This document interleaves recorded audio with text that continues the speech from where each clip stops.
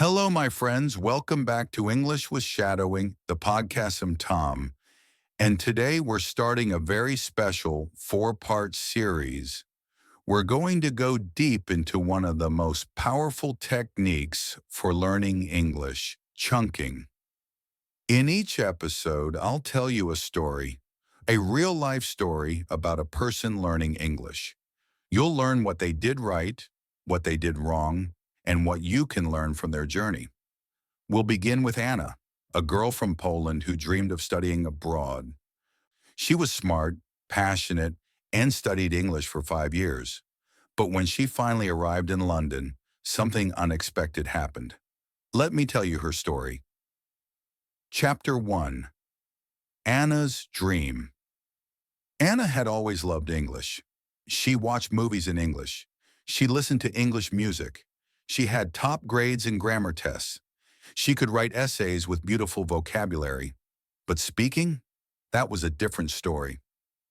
When she arrived at the airport in London, the immigration officer smiled and asked, "Hi there, how's it going?" Anna froze. Her brain was searching, word by word. Uh, I, good? You, hello. The officer raised an eyebrow. Anna's face turned red. She felt embarrassed. She knew English, right? So why couldn't she answer something so simple? Chapter 2. Word by word thinking. Later that week, Anna met her flatmate, Sarah, a British girl. Sarah, "Hey, want to grab a bite?" Anna, uh, I, not hungry. Maybe, uh, later? Sarah smiled politely. But Anna knew something was wrong. She didn't sound natural. She didn't feel confident. All those years of studying grammar didn't help in real conversations. That night, Anna cried in her room. She thought, maybe I'm just not good at speaking English. But here's the truth. Anna wasn't bad at English. She was just speaking word by word. And that's the slowest, hardest way to speak a language. Chapter 3. Discovering Chunks. A week later, Anna joined a speaking club. There she met Luis, a guy from Brazil who spoke English like a native. She asked him, "How you speak so easy?" Luis laughed. "I don't speak word by word," he said. "I speak in chunks." "Chunks?" Anna asked. "Yeah," Luis said. "You know, phrases, like how's it going?" "No worries. It depends. I'm on it. I don't think about grammar. I just use them." Anna was shocked. She had never thought of English like that. Lewis explained more. "Think of chunks like Lego blocks," he said. "Each block is a phrase. You don't build every sentence from zero. You just connect the blocks." That night, Anna made a decision. She was going to learn chunks. Chapter 4.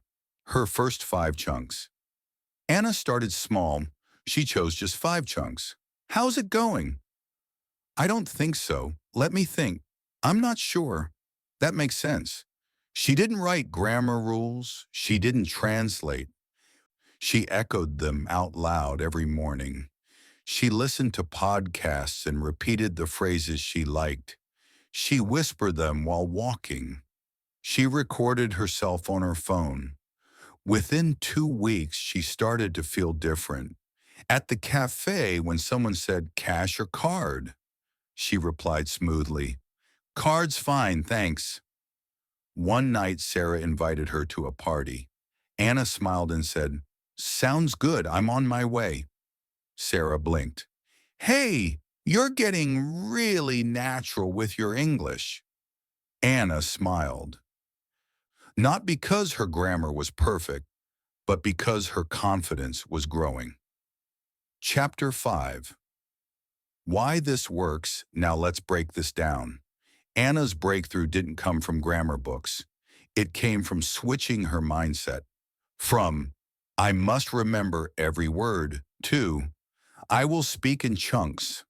Chunks are real phrases that native speakers use every day. They save brain energy.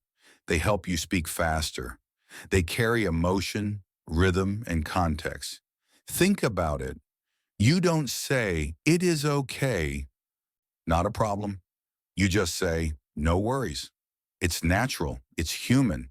It's English in real life. Chapter 6. Your turn. Now it's your turn. Today I want you to choose 3 chunks. Any 3. From a podcast, a YouTube video, a TV show, or this episode. Repeat them out loud, 5 times each. Feel the rhythm. Hear yourself speak. Write them in a notebook. And most importantly, use them in your next conversation. Remember what Anna learned. You don't have to speak perfectly. You just have to speak in patterns, not pieces. In part 2 of this series, we'll continue Anna's journey.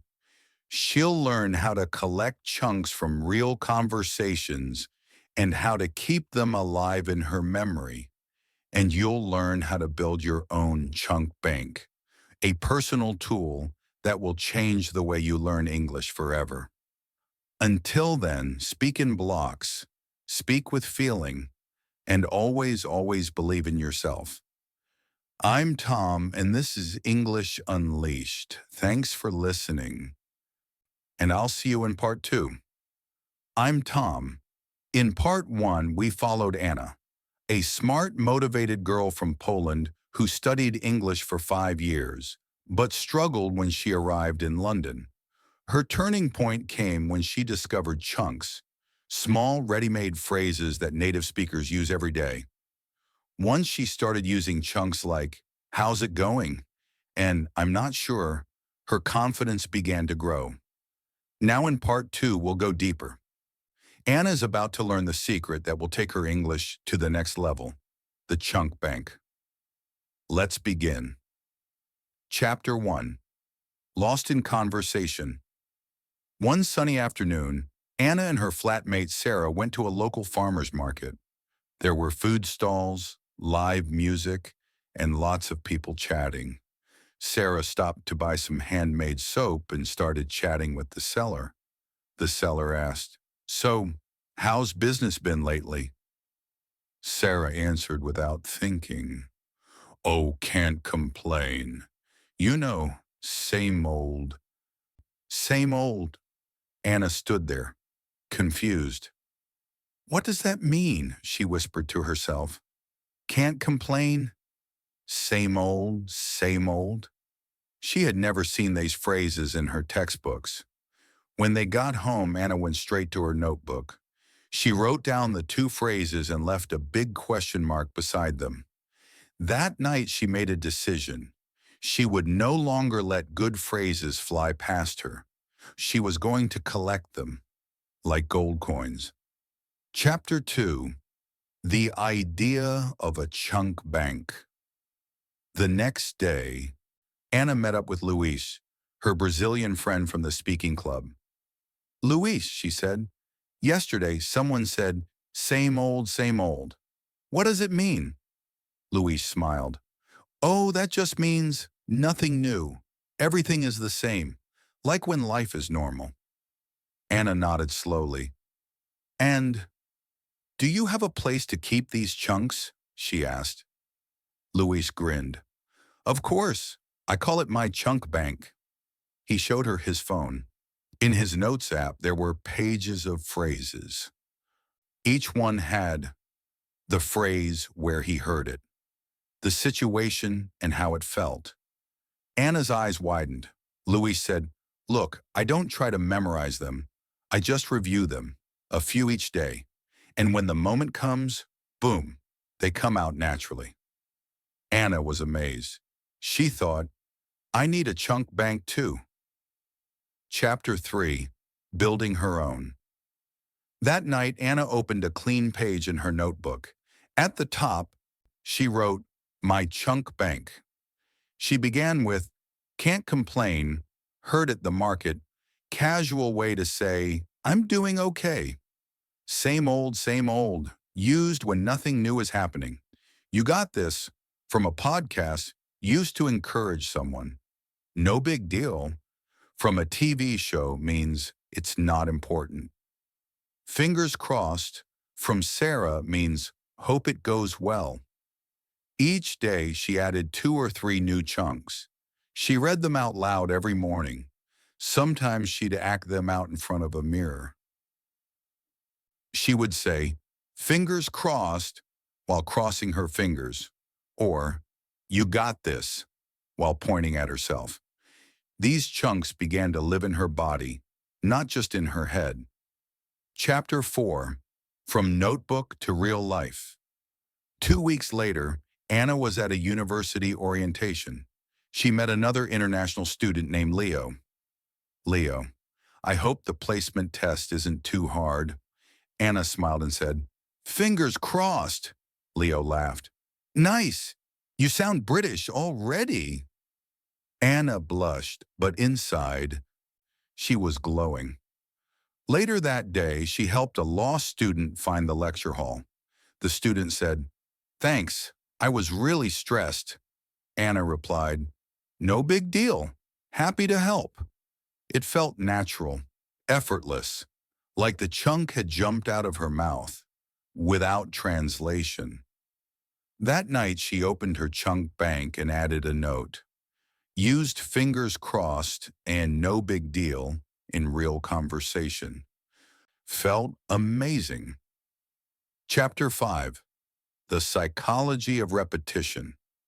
Now let's pause and understand what's happening here. Anna was doing 3 things that made her chunks stick. She noticed them. In real conversations, she wrote them down. With context and emotion, she used them in real life, even just once. This is the power of repetition with feeling. You're not memorizing, you're connecting. You're making chunks part of your identity. Think about it like this. Each time you hear, read, or say a chunk, it becomes one brick in your English house. The more bricks you collect, the stronger your fluency becomes. Chapter 6. Your mission. Now it's your turn. Let's build your chunk bank. Step 1. Open a notebook or phone app. Call it My Chunk Bank.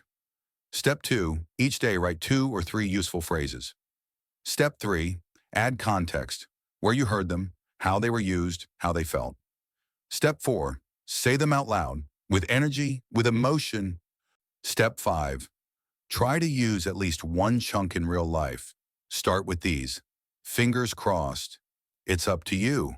Sounds like a plan. No worries. I'm in. Remember, you don't need to be perfect. You just need to practice like Anna. In part 3, Anna's journey continues. She'll face her first big speaking challenge, a class presentation.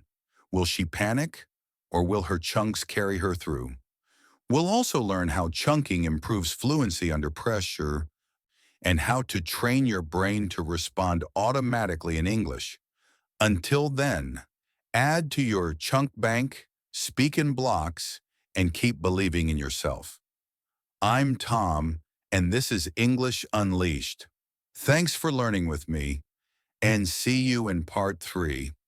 In part 1, you met Anna, a girl from Poland who struggled with speaking English, even though she had studied it for years.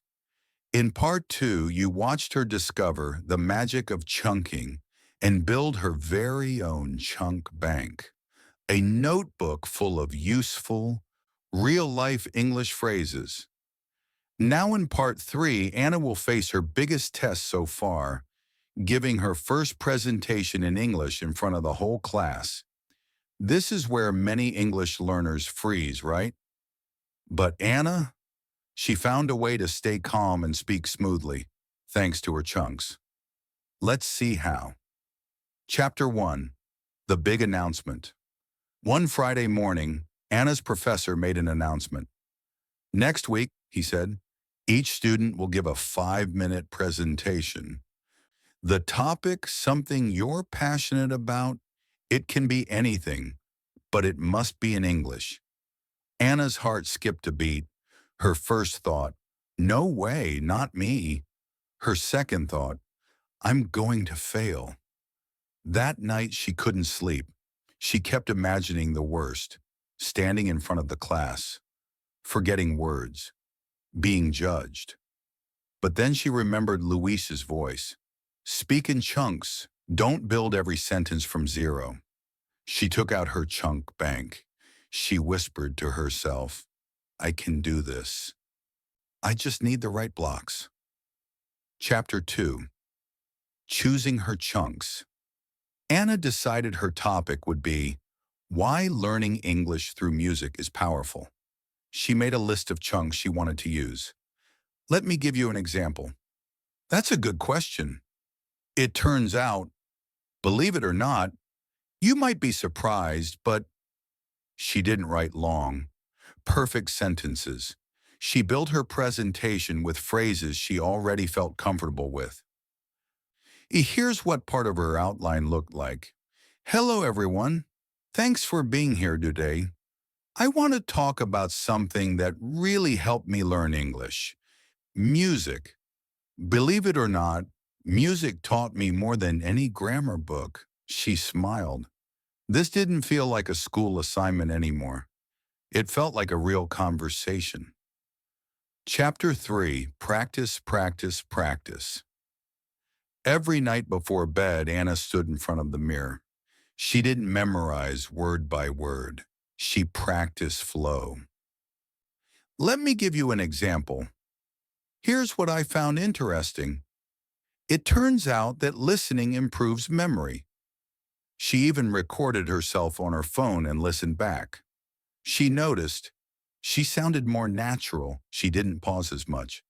She wasn't overthinking grammar, just using chunks. One day, her roommate Sarah overheard her. Wow, Anna, you're speaking like a TED speaker. Anna laughed. Not yet, but maybe one day. Chapter 4. The moment of truth presentation day arrived. Anna stood in front of 25 classmates. Her hands were shaking. Her heart was racing. She took a deep breath, and then she smiled. Hi, everyone. Thanks for being here today. I'm Anna, and today I'd like to share something that changed my English journey. Music. She moved from chunk to chunk like stepping stones. When someone asked a question, she said, That's a good question. When she gave a story, she said, Let me give you an example. When she shared a fact, she added, It turns out. By the end of 5 minutes, people were clapping. Her professor said, Very clear, very natural, great structure. Anna sat down stunned. She had just spoken English, in public, without fear. Chapter 5. Why Chunks Work Under Pressure. Now let's look at why Anna succeeded. When we're nervous, our brains slow down. We forget rules. We forget words. But if you've practiced chunks, your mouth remembers for you. Chunks are like muscle memory. You don't say, what is the grammar rule for introducing an idea? You just say, let me give you an example. And your message gets across. This is real fluency, speaking without fear, speaking with flow. Chapter 6. Your challenge. Let's prepare your own chunk list for speaking. Here are some presentation-style chunks you can learn this week. Let me begin by saying, here's something you might not know. Let me give you a quick example. That brings me to my next point. To sum it up, practice saying these out loud. Use them when you talk to friends or when you explain something in English. You don't have to give a real presentation, but you can pretend in the mirror, in your room, on a walk, just like Anna did. In part 4, we'll see what happens next. Anna starts using her chunks in real fast conversations, like job interviews and daily life in London. We'll also learn how to keep your chunks alive so they don't disappear from your memory, and you'll discover how to build your own daily chunk habit, just 5 minutes a day. Until then, repeat after me. I speak in blocks, not in pieces. I speak with rhythm, not with fear. I speak with confidence, one chunk at a time. I'm Tom. This is English Unleashed. Thanks for learning with me. See you in part 4. Keeping chunks alive. Anna's English life in the real world. Hi, my friends. Welcome back to English Unleashed. I'm Tom. Over the past 3 parts, we followed Anna, a learner like many of us. She was smart. She worked hard, but she struggled to speak fluently. Then she discovered the chunking method. She learned how to collect useful phrases, repeat them out loud, and use them in real life. In part 3, we saw how she used chunks to give her first ever presentation in English, and nailed it. Now in this final part, Anna moves beyond the classroom. She enters the real world of fast conversations, job interviews, and daily life in London. And today, I'll show you how she kept her chunks alive and how you can too. Let's finish this story. Chapter 1. Job Interview. Nerves after 3 months in London, Anna felt ready to find a part-time job. She saw a cafe hiring near her university. Barista, part-time, friendly English required. She walked in and applied. The manager smiled, handed her a form and said, "Can you come in for an interview tomorrow?"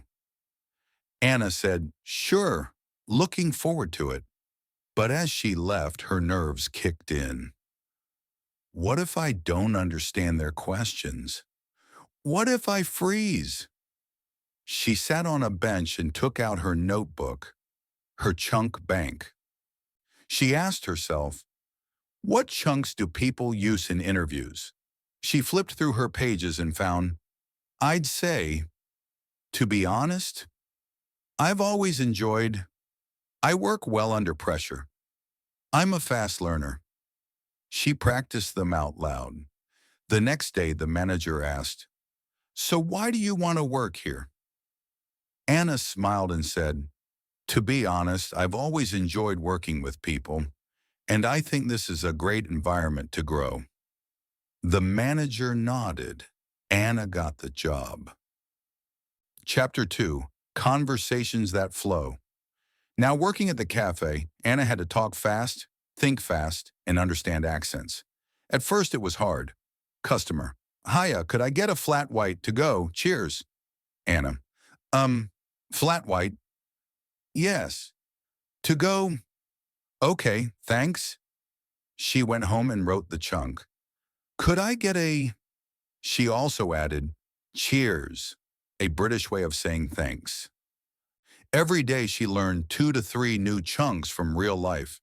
Coming right up. Here you go. That'll be 250 hours. Take care. Enjoy the rest of your day. She didn't try to learn everything at once. She kept it small, real, relevant, and slowly her English started to flow. Not perfect, but natural, real. Chapter 3. The Daily Chunk Habit. Anna created a new habit. Every night before bed, she opened her chunk bank. She read 3 to 5 phrases out loud. She closed her eyes and imagined situations where she would use them. Then she whispered them like real conversations. Enjoy the rest of your day. No worries, happy to help. I'm on my way. Sometimes she acted them out while brushing her teeth. Sometimes she spoke to herself while cooking. This took 5 minutes a day. That's it. But after 1 month, she could speak twice as fast. She didn't translate in her head. She smiled more. She panicked less. She was no longer thinking in English. She was feeling English. Chapter 4. Why most people give up. Many learners start strong. They watch YouTube. They download apps. They memorize vocabulary lists. But 2 weeks later, they quit. Why? Because they're not building habits. They're not using real language. They're still thinking in grammar rules and individual words, but not you, not Anna. You're now learning the right way. Collect chunks, say them out loud, use them in real life. Repeat a little every day, just like brushing your teeth. 5 minutes, real phrases, real progress. Chapter 5, Anna's Last Lesson. 6 months after arriving in London, Anna was walking home in the rain. She stopped at a small bookstore to get out of the weather. Inside, she met an old woman looking for a book. They started talking. Anna helped her find it. The woman smiled and said, "You have such lovely English. Where are you from?" Anna blushed. She said, "Thanks so much. I'm from Poland, but I've been here a while now." The woman said, "Well, you sound like someone who really enjoys speaking." Anna replied, "I do now. I used to be scared, but I found a way to make it easier." The woman smiled again. "Keep going, dear. You're doing great." Chapter 6, Your Final Challenge. Now it's your turn. Let's build your 5-minute daily routine. Open your chunk bank, digital or notebook. Read 3 to 5 chunks out loud. Say them in a sentence. Act them out. Feel them. Use emotion. Bonus, try one chunk in a real conversation today. Do this for 21 days, just 5 minutes a day. You'll notice something amazing. You'll hesitate less. You'll understand faster. You'll feel confident because now your brain is not building sentences. It's delivering messages in smooth, ready-made chunks. Final words. Anna's journey is your journey. You don't need perfect grammar. You don't need 10,000 words. You just need a few good phrases, spoken often, spoken with purpose. So speak with courage, speak with rhythm, and speak with chunks. This is the end of our special series, but it's only the beginning of your fluency. Keep going, keep believing. I'm Tom. This is English Unleashed. Thank you for learning with me. And as always, I'm proud of you. And that's it for today's practice. You didn't just listen, you spoke, you felt, and you connected with real English. If you enjoyed this session, don't forget to come back tomorrow. We'll have more powerful words, real-life sentences, and simple steps to help you speak English fluently and naturally. Remember, the more you listen, the more you repeat, the more you live with English, the more confident you become. So keep going. You're doing great, and I'll see you again in the next episode, right here on English with Shadowing, the podcast. Until then, keep speaking, keep learning, keep believing,